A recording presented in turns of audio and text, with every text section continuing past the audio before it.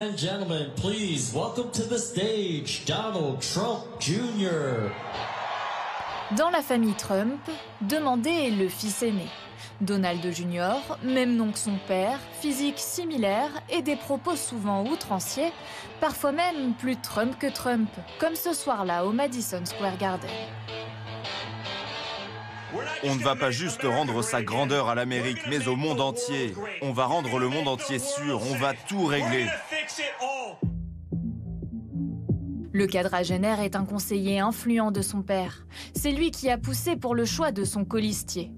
Il est aussi l'un de ses plus fidèles porte-parole, très suivi sur les réseaux sociaux, avec ses presque 12,5 millions d'abonnés sur X. Il a réussi à gommer tout son passé de fils à papa en allant au plus près, dans des petites réunions. On le voit encore ces dernières semaines en disant « Vous savez, moi aussi, j'adore la chasse, je sais tirer ». Les gens qui sont dans un coin paumé de Pennsylvanie, qui n'auront peut-être jamais vu Donald Trump parce qu'il est pris par des grands meetings, eh ben, ils vont voir quand même Trump, avec encore une fois le côté Donald Jr., mais Donald Trump quand même. Et il n'est pas le seul du clan mis en avant dans cette campagne.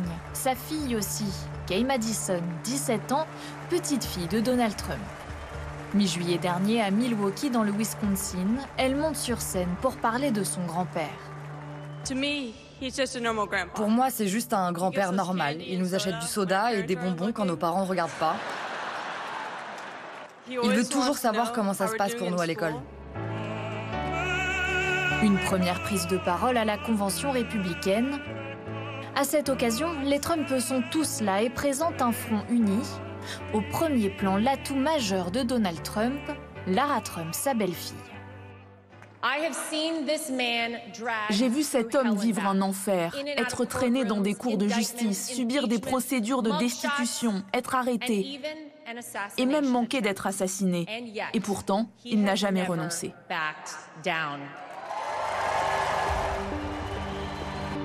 Omniprésente dans la campagne, Lara Trump œuvre aussi et surtout en coulisses. Lara Trump, c'est vraiment le symbole de la mainmise, voire de l'emprise de la famille Trump sur le parti républicain. C'est désormais, depuis quelques mois, la coprésidente de ce parti qui montre que vraiment tous les autres fondamentaux et même le vieux monde républicain du Grand Old Party, tout ça a été mis de côté au service d'un nom, d'une marque, Trump.